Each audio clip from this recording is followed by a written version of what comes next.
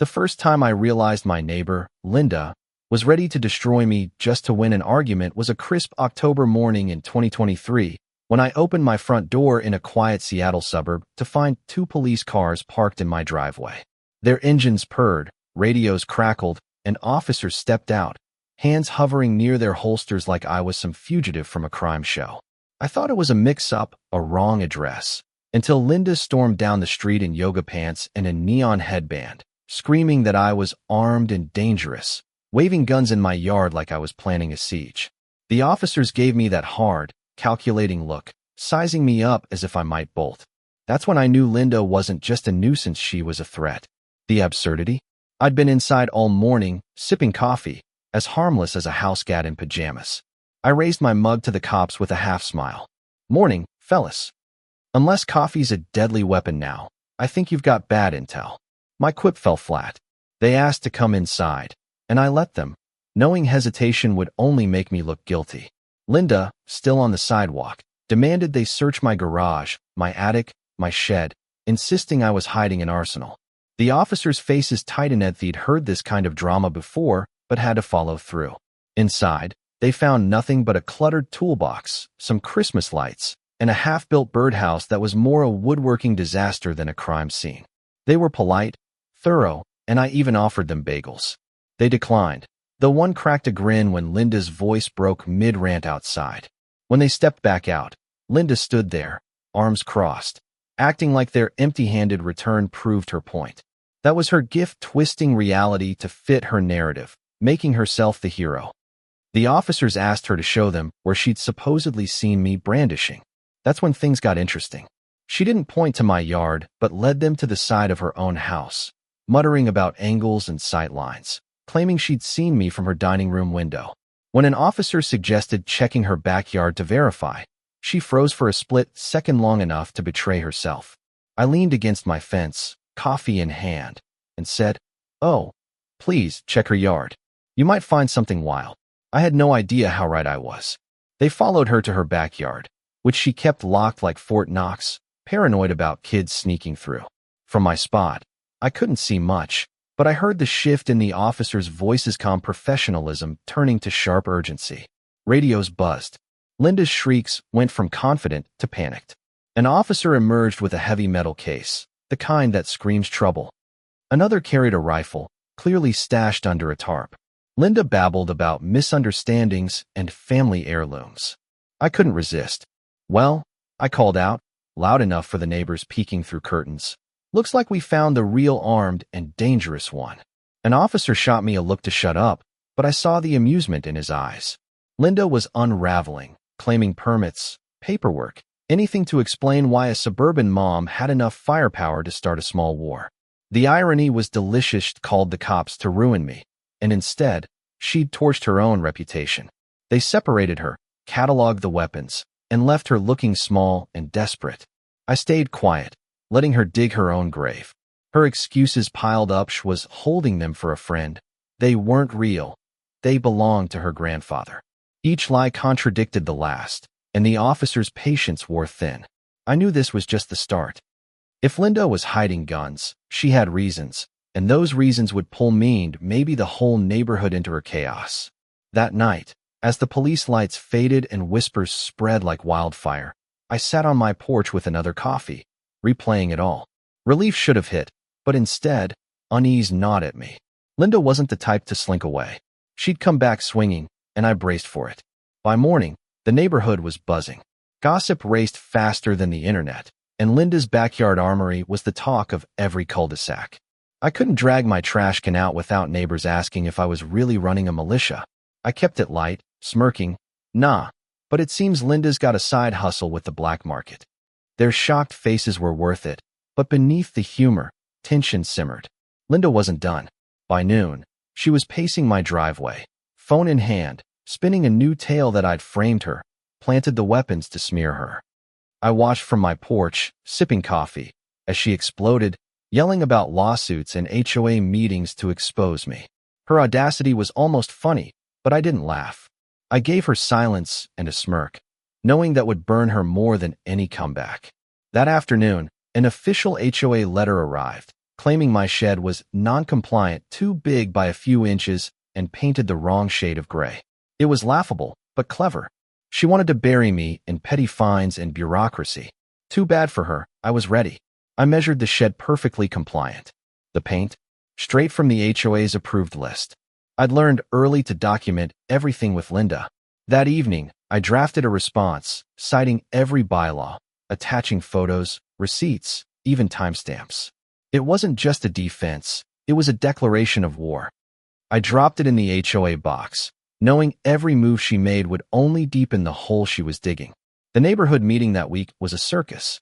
Every chair was filled, neighbors spilling into the aisles, hungry for drama. Linda marched in, clutching papers, ready to paint me as a menace. She accused me of harassment, conspiracy, endangering the community, claimed I'd orchestrated the police visit to ruin her. I stayed calm, sat in the back, and when my turn came, I laid out my evidence like a prosecutor. Photos, receipts, emails proving my shed was legal. The room went quiet, except for Linda's ragged breathing. Then a board member, one of her former allies, spoke up. "Linda, if you're issuing false violations, that's a serious abuse of power." The room shifted. Her authority cracked. Neighbors who'd feared her for years saw her for what she was: petty, unhinged, reckless. She doubled down, accusing me of hacking HOA files, faking receipts. Someone muttered, "This is ridiculous," and the tide turned. Her mask wasn't just slipping, it was gone. I thought she'd retreat, but Linda didn't know how to lose. In the parking lot, she cornered me, her voice a venomous hiss. "Think you're smart? You made me look weak, and I don't forgive that." Her eyes burned with something darker than anger. I leaned against my car, calm as ever. "Linda, you did that to yourself." She stormed off, but I knew she wasn't done. The next day, my mailbox was ajar. Trash cans were tipped over. Footprints circled my fence.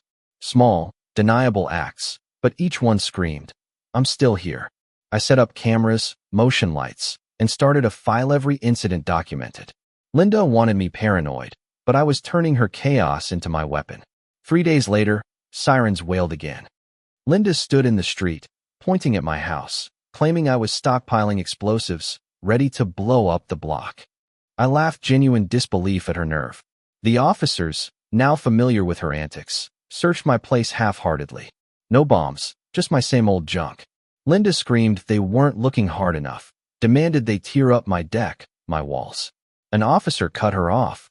"Ma'am, we're not destroying a man's property without evidence." She went pale, then red, trapped in her own lies. But I saw it in her eyes. She wasn't just harassing me. She was hunting for something to pin on me, anything to make her story stick. Then came the twist. An officer knocked on my door not to search, but to ask about Linda. The weapons in her yard weren't just rifles. They were military grade, some with scratched-off serial numbers. They suspected trafficking. I told him what I knew. Linda was controlling, paranoid, always in everyone's business, but trafficking? I hadn't seen that coming. Still, it made sense: her confidence, her untouchable attitude.